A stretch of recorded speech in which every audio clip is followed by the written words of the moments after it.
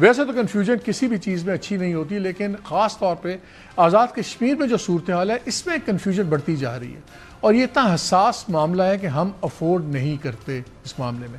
آج بھی وہاں کافی کشیدگی رہی، ویسے تو کیونکہ ایکسیس کا پرابلم ہوا ہے، انٹرنیٹ کا پرابلم ہے، تو اس لیے آپ بہت سی ان ویریفائڈ رپورٹس آ رہی ہیں، کہیں پہ تشدد بھی، کہیں پہ جھگڑے کی، سب کچھ۔ لیکن سچویشن اس وقت کیا ہے؟ آج حکومت آزاد کشمیر نے 4 لیڈران جو ہیں کالعدم عوامی ایکشن کمیٹی کے، ان کے اوپر 1 کروڑ روپے کا انعام بھی نکال دیا ہے۔ کچھ دن پہلے اس کو بین کر دیا گیا تھا، لیکن جب ہم بیانات سنتے ہیں، اور آج بلکہ ایک اور بہت بڑی خبر بھی نکلی کہ ISI نے ریڈ کی انٹیلیجنس بیسڈ، اس میں 4-5 لوگ پکڑے گئے جن کے پاس کافی، جن کے جو تانے بانے تھے وہ انڈیا سے ملتے تھے، کمیونیکیشنز، ہتھیار، اسلحہ۔ پھر آپ نے خارجی کی بھی سنی جو افغانستان میں بیٹھ کے لوگوں کو ترغیب دے رہا تھا کہ جی اور کریں سب کچھ۔ لیکن یہ اتنی سمپل چیز نہیں ہے، کیونکہ کنفیوژن کی جب میں بات کرتا ہوں تو جو بیانات پیپلز پارٹی کے ہیں اور جو مسلم لیگ نون کا سٹانس ہے وہ بہت مختلف ہے۔ پیپلز پارٹی کی گورنمنٹ ہے، وزیر اعظم ان کے وہاں ہیں، لیکن وہ بات کہہ رہے ہیں کہ بین کرنے کے باوجود وہ کہتے ہیں بات چیت کریں گے، یہ کریں گے، میرے پروگرام میں بھی کل آئے، تبھی آپ کو سب کے کچھ کلپ سناؤں گا۔ جبکہ PMLN دوسری بات کر رہی ہے، وہ کہہ رہی اب مذاکرات نہیں ہوں گے، یہ ٹیررسٹ ہیں۔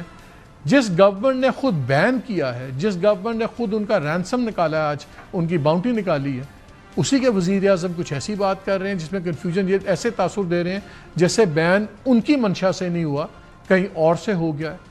پہلے سن لے کے انہوں نے کہا کہ ایک اب تاثر یہ بنتا جا رہا ہے کہ کیا پیپلز پارٹی کا یہ سٹانس جو ہے، یہ آنے والے جو الیکشن ہے جولائی میں عام انتخابات، کیا پیپلز پارٹی اس کو سامنے رکھ کے یہ سٹانس لے رہی ہے؟ بیکاز یہ مسئلہ پارٹیز کی سیاست سے بڑا ہے۔ انڈیا اس کو بہت اچھال رہا ہے، انڈین میڈیا، انڈیا کی فارن سروس پوری دنیا میں ایسے امپریشن دے رہے ہیں جیسے پاکستان کے آزاد کشمیر میں اور انڈیا کا جو مقبوضہ کشمیر ہے اس میں کوئی فرق نہیں ہے، زمین آسمان کا فرق ہے۔ لیکن پہلے سنیے کہ جو 4 بیانات میں آپ کو سنانا چاہتا ہوں۔ طالبان سے بھی بات ہوتی ہے، کون سی بات ہے، کالعدم تنظیم وہ بھی ہے، یہ کوئی چیز نہیں ہے۔ سیٹیں ختم ہونا یا سیٹوں کا رہنا، اس پہ بات ہو سکتی ہے، ڈیبیٹ ہے۔ لاشیں گرنے کے بعد میں بھی آپ کے سامنے بیٹھا ہوں گا، شوکت نواز میر صاحب بھی بیٹھے ہوں گے، اور ہمارے درمیان میں معاہدہ ہوگا، لیکن وہ خاندان، وہ لوگ، وہ انسانی جانیں دوبارہ کبھی واپس نہیں آئے گی۔ اس کا ذمہ دار اکیلی حکومت نہیں ہو سکتی۔ شواہد تو میڈیا میں تو نہیں شیئر کیے جا سکتے، لیکن لازمی بات ہے جن کے پاس شواہد ہیں انہوں نے یہ فیصلہ کیا۔ کوئی بھی اگر ایسا چینل ہے جسے کھولا جا سکے رابطے کا،